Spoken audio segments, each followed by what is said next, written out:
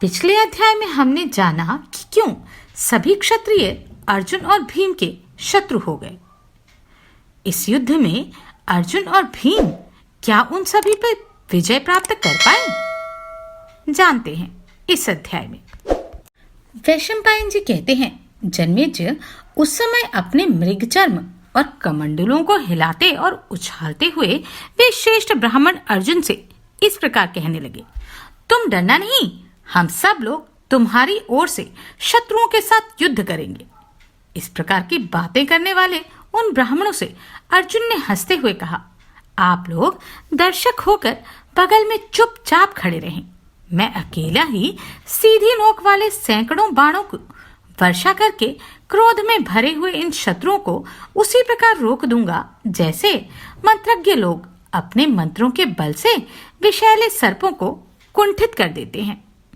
यूं कहकर महाबली अर्जुन ने उसी स्वयंवर में लक्ष्य भेद के लिए प्राप्त हुए धनुष को झुकाकर उस पर प्रत्यंचा चढ़ा दी और उसे हाथ में लेकर भाई भीमसेन के साथ वे पर्वत के समान अविचल भाव से खड़े हो गए।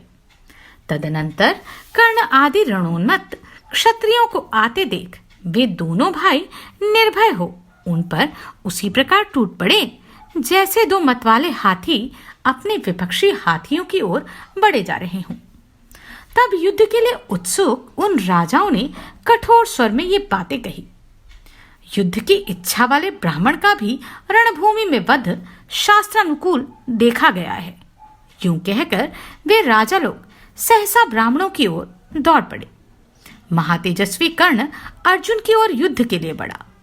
ठीक उसी तरह जैसे हथिनी के लिए लड़ने की इच्छा रखकर एक हाथी अपने प्रतिद्वंद्वी दूसरे हाथी से भिड़ने के लिए जा रहा हो। महाबली मद्राज शल्य भीमसेन से जा भिड़े। दुर्योधन आदि सभी भूपाल एक साथ अन्यान्य ब्राह्मणों के साथ उस युद्ध भूमि में बिना किसी प्रयास के खेल सा करते हुए कोमलता पूर्वक शीत युद्ध करने लगे। तब तेजस्वी अर्जुन ने अपने धनुष को जोर से खींचकर अपनी ओर वेग से आते हुए सूर्यपुत्र कर्ण को कई तीक्ष्ण बाण मारे। उन दुस्सह तेज वाले तीखे बाणों के वेग पूर्वक आघात से राधा नंदन कर्ण को मूर्छा आने लगी। वह बड़ी कठिनाई से अर्जुन की ओर बढ़ा। विजयी वीरों में श्रेष्ठ ये दोनों योद्धा हाथों की फुर्ती दिखाने में बेजोड़ थे। उनमें कौन बड़ा है कौन छोटा यह बताना असंभव था। दोनों ही एक दूसरे को जीतने की इच्छा रखकर बड़े क्रोध से लड़ रहे थे। देखो, तुमने जिस अस्त्र का प्रयोग किया था उसे रोकने के लिए मैंने यह अस्त्र चलाया है। देख लो मेरी भुजाओं का बल। इस प्रकार शौर्य सूचक वचनों द्वारा वे आपस में बातें भी करते जाते थे। तदनंतर अर्जुन के बाहुबल की इस पृथ्वी पर कहीं समता नहीं है यह जानकर सूर्यपुत्र कर्ण अत्यंत क्रोधपूर्वक जमकर युद्ध करने लगे।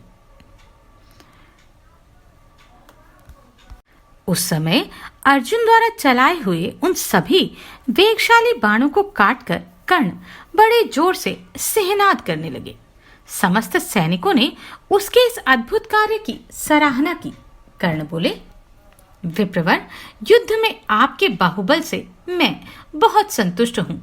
आप में थकावट या विषाद का कोई चिन्ह नहीं दिखाई देता और आपने सभी अस्त्र शस्त्रों को जीतकर मानो अपने वश में कर लिया है। आपकी यह सफलता देखकर मुझे बड़ी प्रसन्नता हुई है।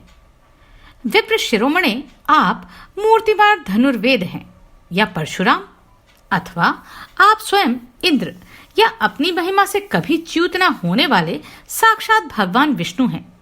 मैं समझता हूं आप इन्हीं में से कोई हैं और अपने स्वरूप को छिपाने के लिए यह ब्राह्मण वेश धारण करके बाहुबल का आश्रय ले मेरे साथ युद्ध कर रहे हैं।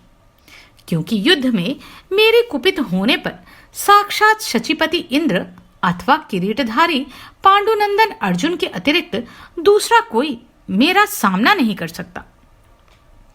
कर्ण के ऐसा कहने पर अर्जुन ने उसे इस प्रकार उत्तर दिया, कर्ण, ना तो मैं धनुर्वेद हूं ना प्रतापी परशुराम।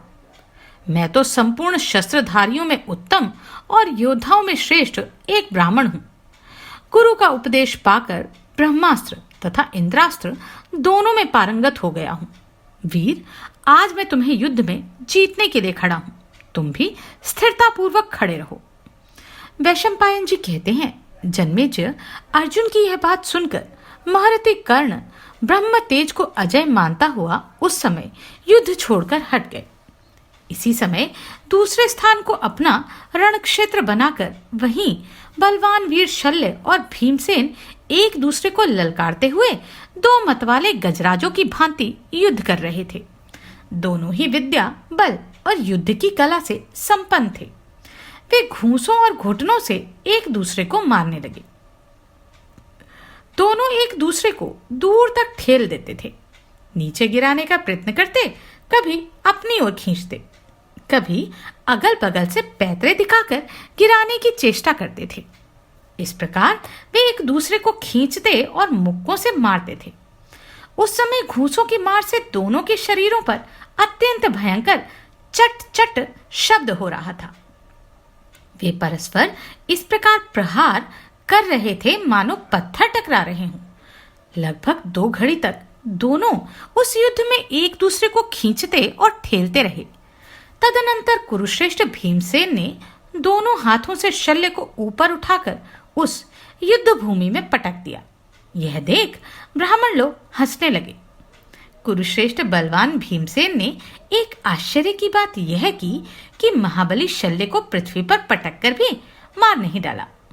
भीमसेन के द्वारा शल्य के पछाड़ दिए जाने और अर्जुन से कर्ण के डर जाने पर सभी राजा युद्ध का विचार छोड़ शंकित हो भीमसेन को चारों ओर से घेर कर खड़े हो गए और एक साथ ही बोल उठे, अहो, ये दोनों श्रेष्ठ ब्राह्मण धन्य हैं।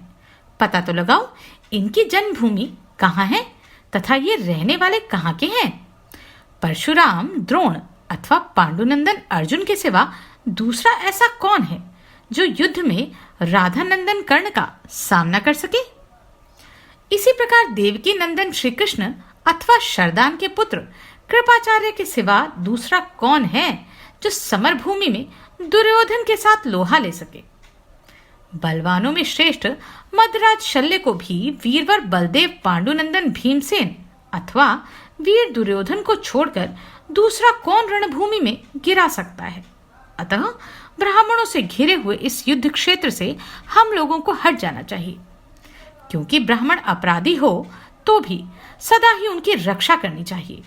पहले इनका ठीक ठीक परिचय ले लें, फिर ये चाहे तो हम इनके साथ प्रसन्नता पूर्वक युद्ध करेंगे।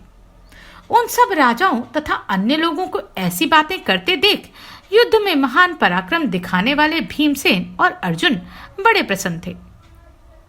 वैशंपायन जी कहते हैं, जन्मेजय, भीमसेन का यह अद्भुत कार्य देख भगवान श्री कृष्ण ने यह सोचते हुए कि ये दोनों भाई कुंती कुमार भीमसेन और अर्जुन ही हैं, उन सब राजाओं को यह समझाकर कि इन्होंने धर्मपूर्वक द्रौपदी को प्राप्त किया है, अनुनय पूर्वक युद्ध से रोका। इस प्रकार श्री कृष्ण के समझाने से वे सभी युद्ध कुशल श्रेष्ठ नरेश युद्ध से निवृत्त हो गए और विस्मित होकर अपने अपने डेरों को चले गए। वहां जो दर्शक एकत्र हुए थे वे इस रंग मंडप के उत्सव से ब्राह्मणों की श्रेष्ठता सिद्ध हुई। पांचाल कुमारी द्रौपदी को ब्राह्मणों ने प्राप्त किया, यूं कहते हुए अपने अपने निवास स्थान को चले गए। रूरु मृग के चर्म को वस्त्र के रूप में धारण करने वाले ब्राह्मणों से घिरे होने के कारण भीमसेन और अर्जुन बड़ी कठिनाई से आगे बढ़ पाते थे। जनता की भीड़ से बाहर निकलने पर शत्रुओं ने उन्हें अच्छी तरह देखा। आगे आगे वे दोनों नरवीर थे और उनके पीछे पीछे द्रौपदी चली जा रही थी। द्रौपदी के साथ वहां उन दोनों की बड़ी शोभा हो रही थी। वे ऐसे लगते थे जैसे पूर्णमासी तिथि को मेघों की घटा से निकलकर चंद्रमा और सूर्य प्रकाशित हो रहे हों। इधर भिक्षा का समय बीत जाने पर भी जब पुत्र नहीं लौटे तब उनकी माता कुंती देवी स्नेहवश अनेक प्रकार की चिंताओं में डूबकर उनके विनाश की आशंका करने लगी। कहीं ऐसा तो नहीं कि धृतराष्ट्र के पुत्रों ने कुरुश्रेष्ठ पांडवों को पहचान कर उनकी हत्या कर डाली हो। अथवा दृढ़तापूर्वक वैर भाव को मन में रखने वाले महाभयंकर मायावी राक्षसों ने मेरे बच्चों को मार तो नहीं डाला? क्या महात्मा व्यास के भी निश्चित मत के विपरीत कोई बात हो सकती है? इस प्रकार पुत्र स्नेह में पड़ी कुंती देवी जब चिंता में मग्न हो रही थी, आकाश में मेघों की भारी घटा घिर आने के कारण जब दुर्दिन सा हो रहा था और जनता सब काम छोड़कर सोए हुए की भांति अपने अपने घरों पर निश्चेष्ट होकर बैठी थी, उसी समय दिन के तीसरे प्रहर में बादलों से घिरे हुए सूर्य के समान ब्राह्मण मंडली से घिरे हुए अर्जुन ने वहां उस कुम्हार के घर में प्रवेश किया। वैशंपायन जी कहते हैं, जन्मेजय, मनुष्यों में श्रेष्ठ महानुभाव कुंती पुत्र भीमसेन और अर्जुन कुम्हार के घर में प्रवेश करके अत्यंत प्रसन्न हो माता को द्रौपदी की प्राप्ति सूचित करते हुए बोले, माँ, हम लोग भिक्षा ले आए। उस समय कुंती देवी कुटिया के भीतर थीं। उन्होंने अपने पुत्रों को देखे बिना ही उत्तर दे दिया, भिक्षा लाए हो तो तुम सभी भाई मिलकर उसे पाओ। तत्पश्चात द्रौपदी को देखकर कुंती ने चिंतित होकर कहा, हाय, मेरे मुख से यह बड़ी अनुचित बात निकल गई। कुंती देवी के अधर्म के भय से बड़ी चिंता में पड़ जाने पर, परंतु मनोकूल पति की प्राप्ति से द्रौपदी के मन में बड़ी प्रसन्नता थी। कुंती देवी द्रौपदी का हाथ पकड़कर युधिष्ठिर के पास गई और उनसे उन्होंने यह बात कही। कुंती बोली, बेटा, ये राजा द्रुपद की कन्या द्रौपदी है। तुम्हारे छोटे भाई भीमसेन और अर्जुन ने इसे भिक्षा कहकर मुझे समर्पित किया और मैंने भी इसे देखे बिना भूल से भिक्षा ही समझकर अनुरूप उत्तर दे दिया। तुम सब लोग मिलकर इसे पाओ। कुरुश्रेष्ठ, बताओ अब कैसे मेरी बात झूठी ना हो और क्या किया जाए जिससे इस पांचाल राजकुमारी कृष्णा को ना तो पाप लगे और ना नीच योनियों में ही भटकना पड़े। वैशंपायन कहते हैं, राजन, कुरुश्रेष्ठ नरवीर राजा युधिष्ठिर बड़े बुद्धिमान थे। उन्होंने माता की यह बात सुनकर 2 घड़ी तक मन ही मन कुछ विचार किया। फिर कुंती देवी को भलीभांति आश्वासन देकर उन्होंने धनंजय से यह बात कही, अर्जुन, तुमने द्रौपदी को जीता है। तुम्हारे ही साथ इस राजकुमारी की शोभा होगी। शत्रुओं का सामना करने वाले वीर, तुम अग्नि प्रज्वलित करो और अग्नि देवी के साध्य में विधि पूर्वक इस राजकन्या का पाणी ग्रहण करो। अर्जुन बोले, नरेंद्र, आप मुझे अधर्म का भागी न बनाइए। बड़े भाई के अविवाहित रहते छोटे भाई का विवाह हो जाए, यह धर्म नहीं है। ऐसा विवाह तो अनार्यों में देखा गया है। पहले आपका विवाह होना चाहिए, तत्पश्चात अचिंत्य कर्मा महाबाहु भीमसेन का और फिर मेरा। तत्पश्चात नकुल फिर वेगवान सहदेव विवाह कर सकते हैं। राजन, भैया भीमसेन, मैं, नकुल सहदेव तथा यह राजकन्या सभी आपकी आज्ञा के अधीन हैं। ऐसी दशा में आप यहाँ अपनी बुद्धि से विचार करके जो धर्म और यश के अनुकूल तथा पांचाल राज के लिए भी हितकर कार्य हो वह कीजिए और इसके लिए हमें आज्ञा दीजिए। हम सब लोग आपके अधीन हैं। वैशंपायन जी कहते हैं, अर्जुन के ये भक्ति भाव तथा स्नेह से भरे वचन सुनने के बाद समस्त पांडवों ने पांचाल राजकुमारी द्रौपदी की ओर देखा। यशस्विनी कृष्णा भी उन सबको देख रही थी। वहां बैठे हुए पांडवों ने द्रौपदी को देखकर आपस में भी एक दूसरे पर दृष्टिपात किया और सबने अपने हृदय में द्रुपद राजकुमारी को बसा लिया। द्रुपद राजकुमारी पर दृष्टि पड़ते ही उन सभी अमित तेजस्वी पांडु कुमारों की संपूर्ण इंद्रियों को मत कर मनमत प्रकट हो गया। विधाता ने पांचाली का कमनीय रूप स्वयं ही रचा और संवारा था।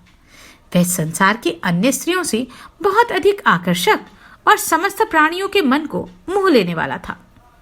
मनुष्यों में श्रेष्ठ कुंती कुमार युधिष्ठिर ने उनकी आकृति देखकर ही उनके मन का भाव समझ लिया। फिर उन्हें द्वैपायन व्यास जी के सारे वचनों का स्मरण कराया। द्रौपदी को लेकर हम सब भाइयों में फूट न पड़ जाए, इस भय से राजा ने अपने सभी बंधुओं से कहा, कल्याणमयी द्रौपदी हम सब लोगों की पत्नी होगी।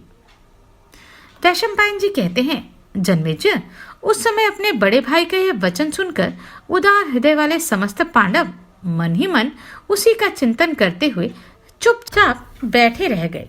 इधर वृष्णिवंशियों में श्रेष्ठ भगवान श्री कृष्ण रोहिणी नंदन बलराम जी के साथ कुरुकुल के प्रमुख वीर पांडवों को पहचान कर कुम्हार के घर में, जहां वे नरश्रेष्ठ निवास करते थे, मिलने के लिए आए। वहां बलराम सहित श्री कृष्ण ने मोटी और विशाल भुजाओं से सुशोभित अजात शत्रु युधिष्ठिर को चारों ओर से घेर कर बैठे हुए अग्नि के समान तेजस्वी अन्य चारों भाइयों को देखा। वहां जाकर वसुदेव नंदन श्री कृष्ण ने धर्मात्माओं में श्रेष्ठ कुंती कुमार युधिष्ठिर से, मैं श्री कृष्ण हूँ, यूं कहकर अजमेर वंशी राजा युधिष्ठिर के दोनों चरणों का स्पर्श किया। उन्हीं के साथ उसी प्रकार बलराम जी ने भी अपना नाम बताकर उनके चरण छुए। पांडव भी उन दोनों को देखकर बड़े प्रसन्न हुए। जन्मेजय फिर उन यदुवीरों ने अपनी बुआ कुंती के भी चरणों का स्पर्श किया। कुरुकुल के श्रेष्ठ वीर अजात शत्रु युधिष्ठिर ने श्री कृष्ण को देखकर कुशल समाचार पूछा और कहा, वसुदेव नंदन, हम तो यहाँ छिपकर रहते हैं, फिर आपने हम सब लोगों को कैसे पहचान लिया? तब वासुदेव हंसकर उत्तर देने लगे, राजन, आग कितनी भी छिपी क्यों ना हो, वह पहचान में आ ही जाती है। भला पांडवों को छोड़कर किस मनुष्य में ऐसा साहस है जो ये अद्भुत कर्म कर दिखाता? बड़े सौभाग्य की बात है कि शत्रुओं का सामना करने की शक्ति रखने वाले आप सभी पांडव उस भयंकर अग्निकांड से जीवित बच गए। पापी धृतराष्ट्र दुर्योधन अपने मंत्रियों सहित इस षड्यंत्र में सफल न हो सका, यह भी सौभाग्य की ही बात है। हमारे अंतःकरण में जो कल्याण की भावना निहित है वह आपको प्राप्त हो। आप लोग सदा प्रज्वलित अग्नि की भांति बढ़ते रहें। अभी आप लोगों को कोई भी राजा पहचान न सके, इसलिए हम लोग भी अपने शिविर को लौट जाएंगे। यूं कहकर युधिष्ठिर की आज्ञा ले अक्षय शोभा से संपन्न भगवान श्री कृष्ण बलदेव जी के साथ शीघ्र वहां से चले गए। वैशंपायन जी कहते हैं, जन्मेजय, जब कुरुनंदन भीमसेन और अर्जुन कुम्हार के घर जा रहे थे, उसी समय पांचाल कुमार धृष्टद्युम्न गुप्त रूप से उनके पीछे लग गए। उन्होंने चारों ओर अपने सेवकों को बैठा दिया और स्वयं भी अज्ञात रूप से कुम्हार के घर के पास ही छिप गए। सायकाल होने पर शत्रुओं का मान मर्दन करने वाले भीमसेन, अर्जुन और महानुभाव नकुल सहदेव ने भिक्षा लाकर युधिष्ठिर को निवेदन की। इन सब का अंतःकरण उदार था। तब उदार हृदय कुंती ने उस समय द्रौपदी से कहा, भद्रे, तुम भोजन का प्रथम भाग लेकर उससे देवताओं को बलि अर्पण करो तथा ब्राह्मणों को भिक्षा दो, तथा अपने आसपास जो दूसरे मनुष्य आश्रित भाव से रहते और भोजन करते हैं उन्हें भी अन्न परोसो। तदनंतर जो शेष बच जाए उसके शीघ्र ही इस प्रकार विभाग करो, अन्न का आधा भाग एक के लिए रखो, फिर शेष के 6 भाग करके 4 भाइयों के लिए 4 भाग अलग अलग रख दो। उसके बाद मेरे लिए और अपने लिए भी एक एक भाग पृथक पृथक परोस दो। कल्याणी, ये जो गजराज के समान शरीर वाले हृष्टपुष्ट गोरे युवक हैं, इनका नाम भीम है। इन्हें अन्न का आधा भाग दे दो। वीरवर भीम सदा से ही अधिक भोजन करने वाले हैं। सास की आज्ञा का पालन करने में ही अपना कल्याण मानती हुई साध्वी राजकुमारी द्रौपदी ने अत्यंत प्रसन्न होकर कुंती देवी ने जैसा कहा था ठीक वैसा ही किया। सबने उस अन्न का भोजन किया। तदनंतर वेगवान वीर माद्री कुमार सहदेव ने धरती पर कृष की शैया बिछा दी। फिर समस्त पांडव वीर अपने अपने मृगचर में बिछाकर भूमि पर ही सोए। उन कुरुश्रेष्ठ पांडवों के सिर दक्षिण दिशा की ओर, कुंती उनके मस्तक की ओर और द्रौपदी पैरों की ओर पृथ्वी पर ही पांडवों के साथ सोई। मानो उन कुशासनों पर वह उनके पैरों की तकिया बन गई। वहां उस परिस्थिति में रहकर भी द्रौपदी के मन में तनिक भी दुख नहीं हुआ। उसने उन कुरुश्रेष्ठ वीरों का किंचित मात्र भी तिरस्कार नहीं किया। वे शूरवीर पांडव वहां सेनापतियों की योग्य अद्भुत कथाएं कहने लगे। उन्होंने नाना प्रकार के दिव्यास्त्रों, रथों, हाथियों, तलवारों, गधाओं और फरसों के विषय में भी चर्चा की। उनकी कही हुई वे सभी बातें उस समय पांचाल राजकुमार धृष्टद्युम्न ने सुनी और उन सभी लोगों ने वहां सोई हुई द्रौपदी को भी देखा। तदनंतर राजकुमार धृष्टद्युम्न रात में पांडवों का इतिहास तथा उनकी कही हुई सारी बातें राजा द्रुपद को पूर्ण रूप से सुनाने के लिए बड़ी उतावली के साथ राजभवन में गए। पांचाल राज द्रुपद पांडवों का पता न पाने के कारण बहुत खिन्न थे। धृष्टद्युम्न के आने पर महात्मा द्रुपद ने उनसे पूछा, बेटा, मेरी पुत्री कृष्णा कहाँ गई? कौन उसे ले गया?